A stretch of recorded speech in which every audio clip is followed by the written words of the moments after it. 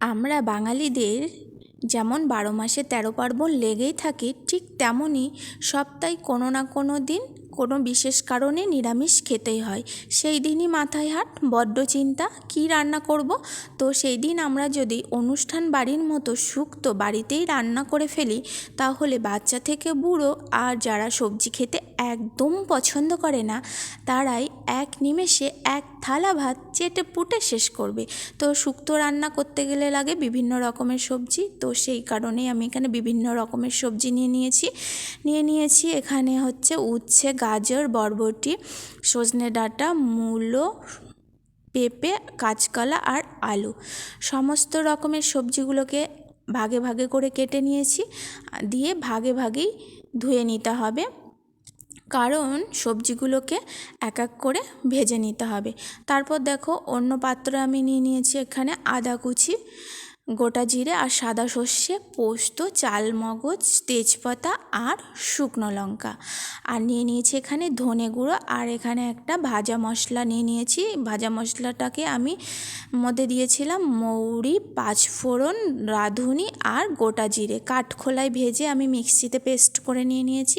আর এখানে নিয়ে নিয়েছি দেখো আমুল দুধ, এখানে গরুর দুধ নিলেও চলবে। আর নিয়ে নিয়েছি দেখো এখানে বিউলির ডালের বড়ি। অন্যদিকে একটি গরম কড়াইয়ের মধ্যে সর্ষের তেল দিয়ে ভালো করে আমি উচ্ছেগুলোকে ভেজে নিলাম, তারপর বড়িগুলোকেও ভেজে নিলাম।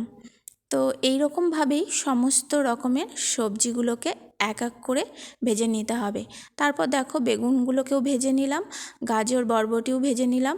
তারপর দেখো গোটা মশলাটার এখানে পেস্টও করে নিলাম। সমস্ত রকমের সবজিগুলো আমার ভাজা কমপ্লিট হয়ে গেল।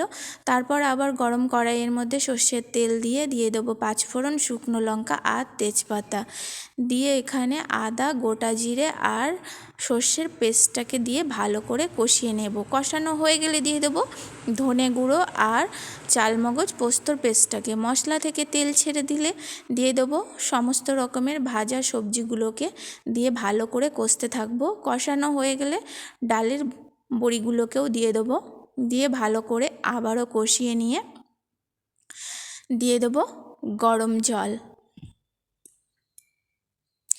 গরম জলটা দেওয়ার পর সমস্ত রকমের সবজিগুলোকে আমি ঝোলটার মধ্যে চুবিয়ে দেব। কিছুক্ষণ রাখার পর আমি এখানে দিয়ে দেবো স্বাদ অনুযায়ী লবণ, তারপর দিয়ে দেবো দুধটা। তারপর আবারও কিছুক্ষণ ফোটানো হয়ে গেলে সবজিগুলো যখন একদম গলে যাবে, তখন উচ্ছেটাকে দিতে হবে। তারপর স্বাদ ব্যালেন্সের জন্য দিয়ে দিতে হবে চিনি। তারপর চিনি দেওয়ার পর দিতে হবে শুক্তোতে ঘি। শুক্তোতে মেন বিষয় হলো ঘি। ঘিটা তোমার একটু বেশি পরিমাণেই শুক্তোতে দিতে হয়, তাহলে শুক্তোর টেস্ট খুবই ভালো হয়। তো সেই কারণেই শুক্তোতে মাস্ট দিতেই হয় ঘি।